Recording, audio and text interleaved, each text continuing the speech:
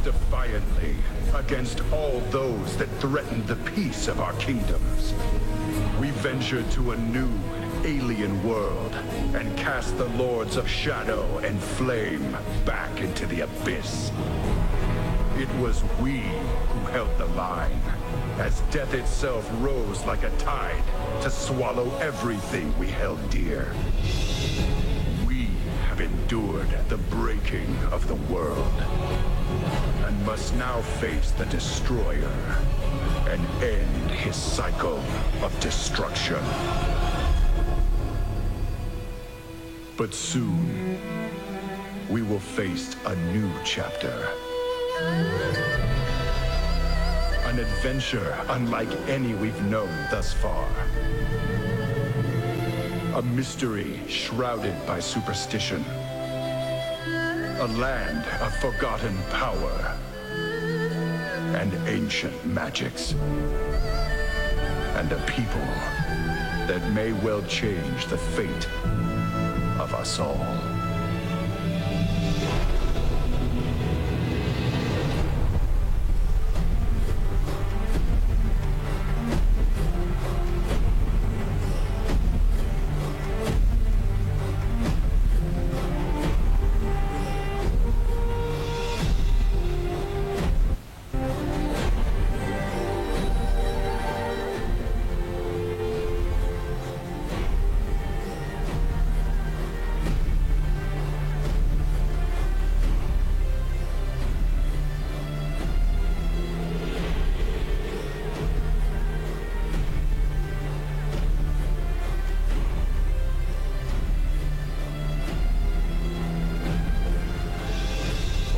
Challenges we have faced, and all the places we have been. Azeroth's limits have yet to be revealed.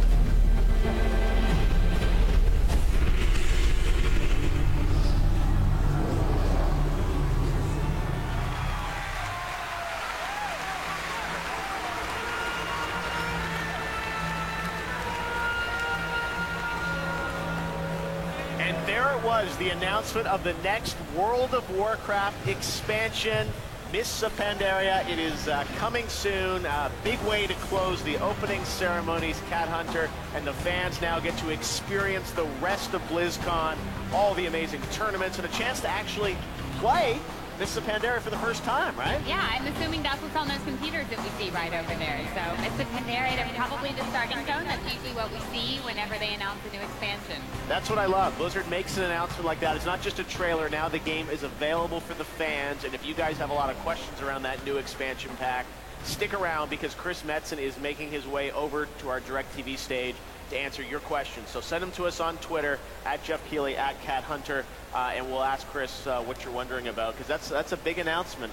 Brand new expansion pack and the pandas. Jeff, did you hear the crowd go crazy when they announced not only the new race, playable race, but they announced the new class, which is something we didn't think that they were going to do ever after some of the trouble that they had, you know, incorporating Death Knight into PvE. Right. We kind of left hope that we would get more classes, but this is the first new class we've seen in years. Blizzard is delivering with that brand new class, obviously up to 90 level cap, and I'm sure tons of other features that they're going to go into in this preview panel, which is 90 minutes of information on this new expansion. So we'll be bringing that to you live coming up in a little bit. But first, we'll talk to Chris Metzen and understand what's happening with that. Now, there were other big announcements in the opening ceremonies. One thing that I think is a pretty sweet deal is if you subscribe to World of Warcraft now as part of this annual pass, if you lock in for a year, you're going to get Diablo 3 for free. For free. I wasn't expecting that. No, that's a huge thing for them to do. So you're locking in for a 12-month contract, and that Tyrael Charger mount is probably the best-looking mount in the game. Best mount in the game. Best Cat Hunter is calling it. So that's big. No announcement of the release date for Diablo 3. I think some people online were hoping they were going to confirm a date. It's still early 2012. And the beta will continue on now. And then StarCraft showed a cool teaser, which was a combination of gameplay and cinematics for Heart of the Swarm. Kerrigan, obviously a key part of that, and debuted some new units there, and I know the fans online are already talking about what units have been removed, which ones have been added. Right. So we'll get more information from Dustin Browder a little bit later today on how that game is progressing. And you did see a lot of Kerrigan in that. She obviously is going to be pivotal to this, and she seems like she's angry, obviously, maybe definitely the villain here still. Raynor's maybe a little heartbroken, it looks like. So there will be, on the online stream, you will be able to see the single player panel on its own channel. Exactly, single player panel, multiplayer panel, lots of new information on all three of the big Blizzard franchises as part of our continuing coverage here live on DirecTV. So as Kat and I mentioned, Chris Metzen is making his way over. We're going to talk to him about the announcements that they made today. Ask your tough questions. So if you're wondering about things, I see my Twitter's lighting up with people ready to ask Chris questions. Then we've got Mike Marheim joining us later today. And also, amazing coverage of this show floor, because as I walked in today, BlizzardCon just gets bigger and bigger, I feel like, with all these exhibits. We were watching, there's a big 3D display there where you're able to get to play some of the games in 3D. The store, I'm sure people are lining up for some of the hot items. The big thing on the floor actually is there's a new Tyrael statue this year. So we've been seeing this. We got the new Raynor statue last year. This year is the new Tyrael statue. It looks like he's flying in the air. That's amazing. I'm sure we're gonna have all lit up from behind. Yeah, I walked by that. There was a security guard last night because they didn't want any photos of that. No. That thing has been top secret for quite a while. It looks amazing. All right, well, that's what we thought, but what did the fans think? Well, fans think. Adrian is now hanging out with some of them. What's the fan reaction right now? What are they saying? Hey guys, thank you very much. As you can see, I'm here with a couple of fans, and not just fans. This here is Travis, and y'all might know him. This is Swifty, who, if you need to know how to roll a warrior, you can go on YouTube and learn. You know, that's where I learned. So you guys, that was some big crap, huh? That was a huge announcement. We've been waiting for that for a long time, and I was blown away by it. So feelings, the new Warcraft expansion. Are you just shivering? Yeah. With the new playable panda race. They just announced it's going to blow up right now. Pandas. They must have got it from the little panda companions. Remember them with the little hats? Exactly. Yeah. Panda Brewmaster. It's going to be crazy. It's going to be sick. It's going to be sick. And StarCraft. StarCraft's going off. I mean, Heart of the Swarm looks amazing. I can't wait to get over there and play it. Blizzard Dota. I mean, it looks like they're throwing in and they're putting the full effort into it. So I'm a big Dota guy, so I'm really looking forward to throwing down in that game. I feel your excitement. I'm jonesing to get some time on there. It's going to be amazing. Well, let's not leave it out. Diablo. Diablo, yes. I can say I did beat Diablo Beta, and it is awesome. Yes, it is awesome. Yeah, I was a hardcore player in Diablo 2. I'm looking forward to Diablo 3. The game is just going to be a massive, massive time sink for me. Yeah. You know? Same with me. I played 1 and 2, and I'm really looking forward to Diablo 3. I don't know what I'm going to do anymore with my gaming time. I'm running out of time, man. You know, I'm that casual gamer where in real life, everyone's like, you're not casual. You play like 4 or 5 hours a day, 5 days a week. It's like, no, in my world, that's pretty cash. Yeah, it's especially after Diablo 3 drops. I mean, that's going to be a second job, especially with the auction house going. It's going to be crazy.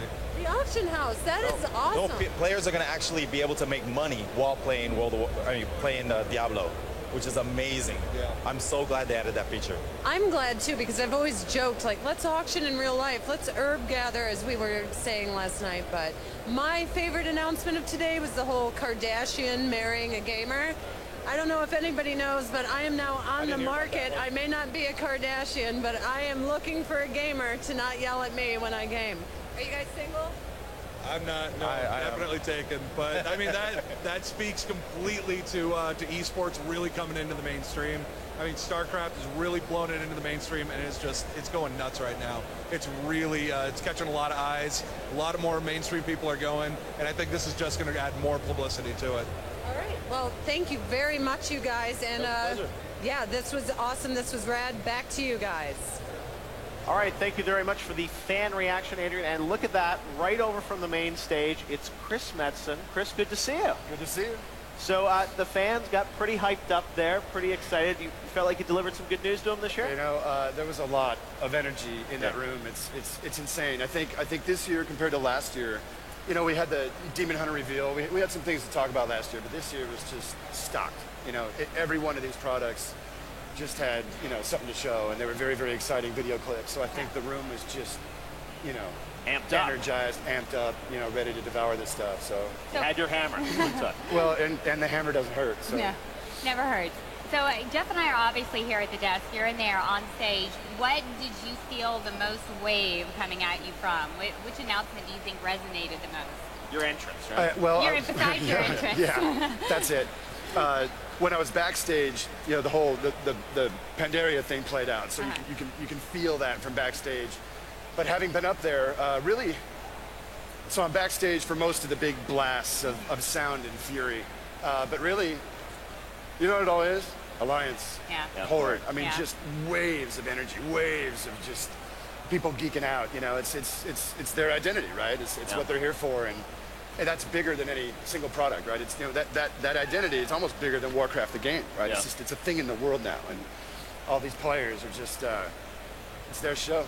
Well, they're hyped on this. No, the big announcement for you guys with this expansion. I know there's a panel coming up. They're going to get into a lot more depth about it, but obviously a lot of questions because as you guys put up those features in the trailer, everyone was reacting to, you know, level 90 and things like that, new class. So we've got some questions on Twitter from fans. If you guys have questions for Chris, send tweets to me at Jeff Keighley and Cat Hunter at Cat Hunter, and we will get the questions right to Chris. And we'll kick one off right here from Twin Hits. Tough question. He said, I thought the pandas were just a joke. Does this mean they are part of the canon? Oh, they are absolutely. As of today, they are part of the canon. They are hyper canonical. So, tell us about the canon of the pandas. You're the man in charge of story. You know, did you go to China? Did you research? It started with our senior art director Sam Didier many years ago. This guy just loved these ideas. He loved drawing pandas, and it was just an idea that we thought would work well with Warcraft. You know, April Fools many years ago came up, and we're just, how funny. We'll just put these things out as a new race. No intention of really chasing that down. But over the years, as WoW really got going, I'll tell you what, no one knows this, the pandas were actually going to be the Alliance race in Burning Crusade. Really? And we actually decided, like right in the middle of that development, I kind of pull back and, like, you know, maybe this will work, maybe it won't. So we wound up kind of hooking Draenei as, you know, kind of a little more of a exotic mix for the Alliance. But it's an idea we always wanted to chase. It's an idea we've always been very, very passionate about. And they just kind of represent, I don't know, that vibe of Warcraft, you know, the kind of, you know, happy-go-lucky version of Warcraft, right? They're hip, they're fun, you know, they brew their beers, and they're just a very different kind of flavor than most of the races we usually run with. And so to be able to, you know, finally make the call, like, guys, you know what, screw it, the time is now, right? It's time to unleash these fun, frolicky, lazy critters upon the world. And I've been trying to get one on set here, but no one at DirecTV we did try to get a panel. So you actually said that, let's see, you said that this race may teach us a thing or two about ourselves, and they may teach us who we are or why we fight. So how do these pandas teach us why we fight? What does that mean? I think innate to the Pandaren culture and to who these critters are, they are also mighty warriors, right? They have their own kind of martial disciplines in their civilization. But they're really clear on why they fight, right? It's about home and hearth, it's about family, it's about your neighbors. Where so often, the Alliance and Horde will fight over just about anything. What'd you say to me, you know? Fight for any reason. You know, they don't really need a lot of reasons at this point. It's just madness. So part of the idea, part of this storyline is going to be as we graduate to Pandaria, we'll be affected by these people and what they think of us. And I don't know if this goes over the top too much, but there just might be an idea that could we have been drawn here? Okay. As the world goes to hell in a handbasket, you know, there's something happening. There's pandemonium on that island. Mega pandemonium. So, damn it, I wanted to get that one in first. Jeff. Oh, Jeff, you're always trying to break it. Like a sniper, just waiting. Now, one thing a lot of fans are asking about, obviously, is that this one comes from James Dobson. We're hearing this from everyone. He knows there's only one playable race. Does that mean both factions will be able to play Pandaren? Will you be able to? How will that work into it? Or is it a faction of its own? The pandas will be playable both Alliance and Horde. Ah, interesting. Really? Mm-hmm. That's the first time we've ever tried this as a single race, and it's all part of, like, you know, your low-level game experience, so your 1 to 10 or whatever. Yeah. Ultimately, you know, pandas will have a very similar experience in their low-level, experience, and then ultimately.